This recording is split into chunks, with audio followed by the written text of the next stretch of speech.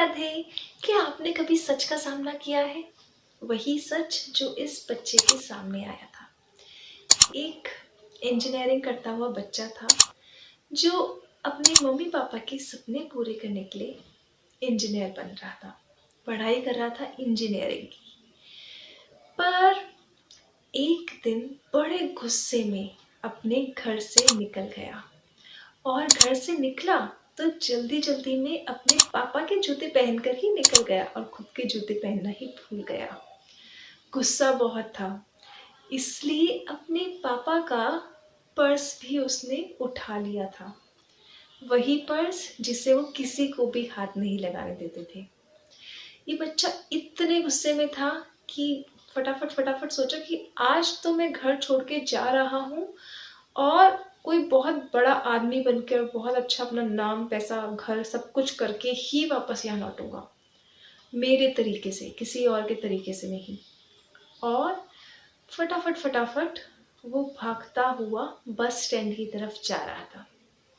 कुछ दूरी पहुंचा था, उसके पैर में छोटी सी कुछ कील सी चुभी, तो उसने जूता खोल के देखा, उस जूते की एक कील थोड़ी सी बाहर निकल गई थी, जिसकी वजह से वो उसकी पैर में जा चुकी। उसे लगा जूता खराब है तो पापा को नया लेना चाहिए था, इतना खराब जूता लेके पहनने की क्या जरूरत है। और आगे गया तो सड़क पे थोड़ा पानी गिरा हुआ था, उसका पैर गीला हो गया। उसने सोचा जूते पहन रखे हैं, फिर पैर कैसे गीला हो गया। फिर जूता उठा के देखा तो पता चला कि जूतों का तलवा भी घिसा हुआ था और वहीं से पानी अंदर आ गया था। सोचा कि इतने खराब जूते पापा पहनते हैं। फिर कुछ और ना सोचते हुए फटाफट बस स्टैंड पहुंचा। टिकट लिया तो पता चला कि बस तो 1 घंटे बाद आएगी। बैठे बैठे सोचा कि चलो पापा का पर्स ही चेक करता हूँ, कितने पैसे हैं और कितना हिसाब इनके पर्स में है, क्योंकि इस पर्स को किसी को हाथ नहीं लगाने देते, तो ज़रूर कुछ बहुत सारे इसमें राज छुपे होंगे। पर्स खोला तो उसमें पैसे ज़्यादा नहीं थे, कुछ 100-50-150 रुपए, पर कुछ पर्चियाँ थी। एक पर्ची खोली, उस पे लिखा हुआ था, ऑफिस की कोई हॉबी डे का पर्ची लग रही थी। उस पे लिखा हुआ था कि उनकी हॉबी है अच्छे जूते पहनना। उसने कहा अगर अच्छे जूते पहनना उनकी हॉबी है तो वो इतने घिसे पिटे पुराने खराब जूते पहनते हैं। और माँ भी तो कितने टाइम से पापा को कह रही है कि आप नए जूते ले आइए, पर वो कभी लाते ही नहीं है और कहते हैं कि ये जूते तो भी 5-6 महीने और चल जाएंगे। उसे कुछ समझ नहीं आया। फिर उसने दूसरी पर्ची खोली, उस पर्ची पर लिखा हुआ था लैपटॉप के लिए 40,000 रुपए उधार लिए। तो उसने कहा लैपटॉप, लैपटॉप तो मेरे पास है। और फिर उसे लगा शायद उसी के इस लैपटॉप के लिए पापा ने 40,000 रुपए उधार लिए थे। अब उसका दिल बहुत जोरों से धड़क रहा था। उसने तीसरी पर्ची खोली, पर्ची पर लिखा था कि पुराना स्कूटर देकर मोटरसाइकिल ले आइए। अब उसे अपने घर का पूरा नज़ारा याद आया।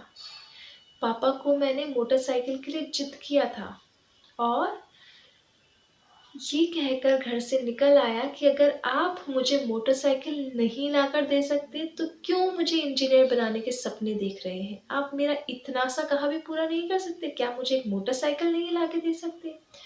और मेरी इसी जिद को पूरा करने के लिए, मेरे इसी शौक की जिद को पूरा करने के लिए उन्होंने अपनी ज़रूरत का स्कूटर, ये तो बहुत गड़बड़ हो रहा है, वो अपनी ज़रूरत का स्कूटर बेचकर मेरे लिए मोटरसाइकिल लेकर आने वाले हैं। और वह भागा भागा भागा अपने घर पहुंचा। अब वो जूतों की कील भी उसे नहीं चुभ रही थी। घर पहुंचते ही देखा ना पापा घर पे थे और ना ही स्कूटर। तीसरी पर्ची खोलकर फटाफट से उस जगह गया जहाँ का एड्रेस उस तीसरी पर्ची में लिखा हुआ था और वहां जाकर अपने पापा के गले लगकर फूट फूट के रोने लगा, क्योंकि अभी पापा और स्कूटर दोनों वहीं थे। पापा अपना पुराना स्कूटर देकर उसके लिए एक नई बाइक ले रहे थे। और पापा के गले लगकर रोकर में बोलता है कि पापा, अब से आप जैसा कहेंगे वैसे ही मैं करूँगा। आप प्लीज़ अपने स्कूटर को मत बेचिए और मुझे किसी बाइक की ज़रूरत नहीं है। मैं आपके सभी सपनों को पूरा करूँगा और मन लगाकर पढ़ूँगा। यह कहकर वह घर आ गया। आज रात को जब मैं अपना बातें सारी सोच रहा था तो उसने सोचा कि माँ से हम सारी बातें कह सकते हैं। हमारे मन में जितनी भी भावनाएं होती हैं, जितनी भी गुस्सा होता है, किसी से लड़ाई हुई होती है, जितना भी प्यार होता है, माँ पे हम सब डिस्कस कर सकते हैं। पर पापा तो एक ऐसे क्रेडिट कार्ड है जिनके पास अगर पैसों की कमी भी होती है तो भी हमारे सभी सपनों को पूरा करने की पूरी पूरी कोशिश करते हैं। और बदले में हम उन्हें क्या देते हैं? सिर्फ तिरस्कार? नहीं, आज से ऐसा नहीं होगा। अब से मैं अपने मम्मी पापा की पूरी रिस्पेक्ट करूँगा और पूरे मन से लगन से अपनी पढ़ाई करके एक बड़ा आदमी बनूँगा। इसी सोच के साथ ये छोटा सा बच्चा सो जाता है। तो क्या हम भी ऐसे ही बच्चे हैं जो अपने मम्मी पापा का तिरस्कार करते हैं? या अगर वो हमें कुछ कह देते हैं तो हम भी बहुत गुस्सा हो जाते हैं?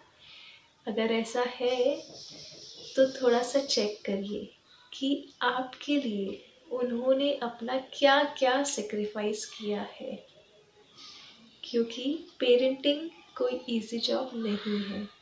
इसलिए सोचिए और हमेशा अच्छा काम करिए। राधे राधे।